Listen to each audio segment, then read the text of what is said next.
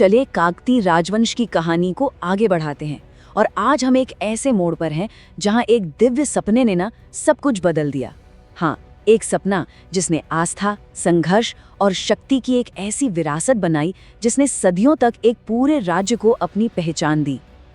कभी सोचा है कि क्या एक राजा का सपना दुनिया का सबसे लंबा मतलब पूरे 75 दिनों तक चलने वाला त्योहार शुरू कर सकता है? सुनने में अजीब लगता है ना? पर कहानी कुछ ऐसी ही है।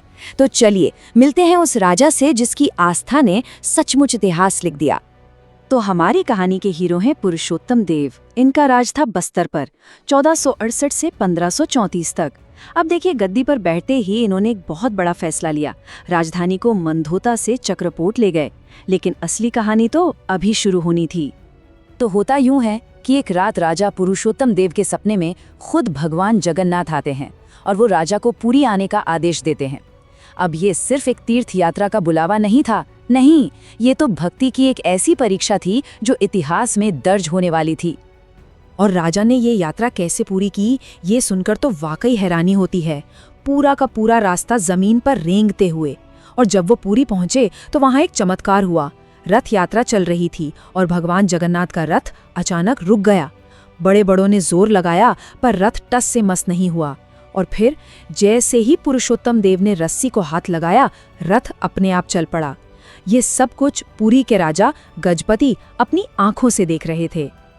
अब इस चमत्कार को देखकर राजा गजपति इतने प्रभावित हुए कि उन्होंने पुरुषोत्तम देव को रथपति की उपाधि दे दी, मतलब रथ का स्वामी।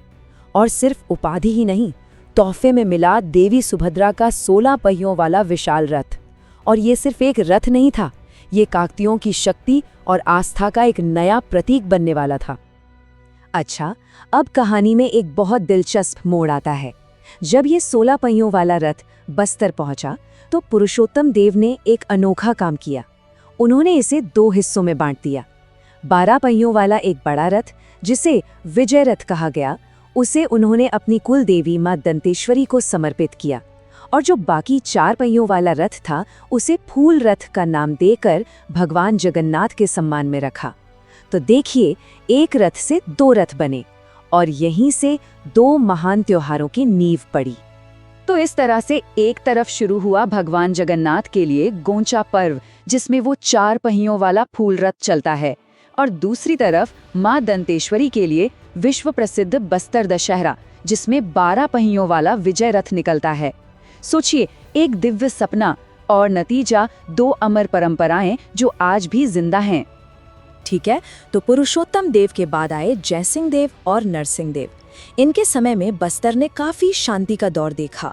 लेकिन हम सब जानते हैं कि इतिहास में शांति अक्सर किसी बड़े तूफान से पहले की खामोशी होती है, और बस्तर के लिए भी ये शांति ज्यादा दिन टिकने वाली नहीं थी। और फिर शुरू हुआ हमलों का दौर।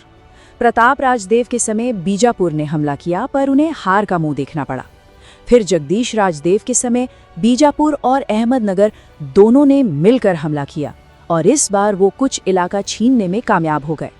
और इसके बाद वीर नारायण देव के समय गोलकोंडा ने अपनी ताकत आजमाई, पर वो भी नाकाम रहे। मतलब काकतीय राजाओं ने अपनी जमीन के लिए लगातार संघर्ष किया। बाहरी दुश्मनों का खतरा तो कुछ समय के लिए टल गया था, लेकिन अब जो बदलाव आने वाला था वो राज्य के अंदर से ही आने वाला था। और अगला राजा किसी दुश्मन से नहीं, बल्कि अपने ही पूर्वज की बनाई एक परंपरा में एक बड़ा फेरबदल करने वाला था। ये थे 7वें शासक वीर सिंह देव।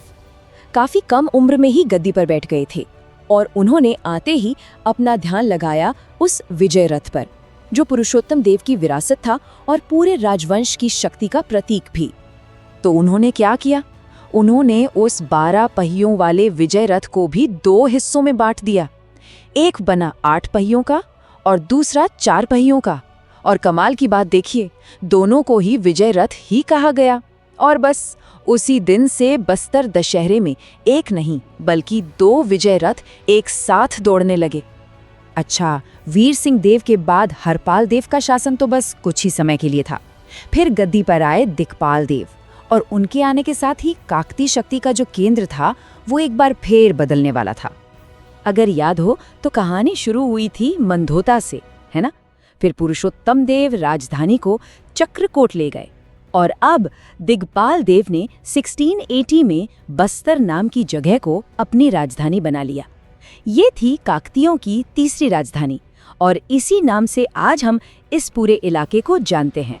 साल 1703 में दिगपाल देव ने एक बड़ी जंग जीती और इस जीत की याद में उन्होंने एक शिलालेख बनवाया जो आज भी दंतेवाड़ा में है। अब इस शिलालेख की खास बात ये थी कि ये पहली बार स्थानीय छत्तीसगढ़ी भाषा में लिखा गया था। इससे पता चलता है कि राज परिवार अब धीरे धीरे स्थानीय संस्कृति को अपना रहा था। राजधानी तो नई थी, लेकिन महल के अंदर खेले जाने वाले खेल वो तो उतने ही पुराने थे। अब बस्तर के शाही महल में सत्ता का एक ऐसा खेल शुरू होने वाला था जिसमें रिश्ते दांव पर लगने वाले थे और राजगद्दी के लिए खून बहने वाला था। तो चलिए इस कहानी के किरदारों को समझते हैं। केंद्र में है राजा राजपाल देव, जिनकी 2 रानियां थीं। पहली रानी चंदेलन, जिनके 2 बेटे थे, दलपत देव और प्रताप देव। दूसरी रानी बेलन, जिनका एक बेटा था दखिन सिंह।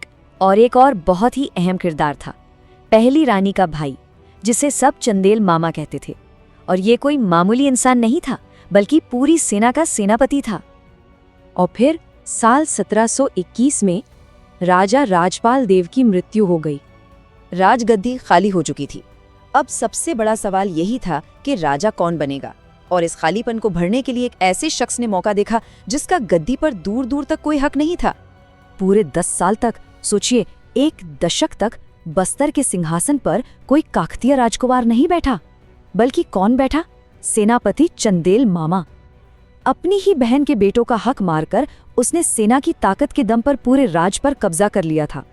जरा उस राजकुमार दलपत देव के बारे में सोचिए, जो अपनी ही आंखों के सामने अपने मामा को अपने पिता की गद्दी पर बैठा देख रहा था। वो बड़ा हो रहा था और उसके साथ साथ उसके दिल में इंतकाम की आग भी बड़ी हो रही थी। और फिर वो दिन आ ही गया। मौका था रक्षाबंधन के त्योहार का। दलपत देव अपनी माँ के साथ महल पहुंचे और सही मौका देखकर उन्होंने अपने ही मामा चंदेल मामा की हत्या कर दी। एक ही झटके में 10 साल का अन्याय खत्म हुआ और सिंहासन वापस अपने असली हकदार के पास पहुंच गया। दलपत देव ने अपना सिंहासन तो वापस हासिल कर लिया, लेकिन सवाल ये उठता है कि क्या ये न्याय था या फिर सत्ता के खेल का एक और खूनी अध्याय? इसी सवाल के साथ आज की कहानी को यहीं रोकते हैं, क्योंकि इस हिंसा की गूंज काकतियों के आने वाले कल में भी सुनाई देने वाली थी।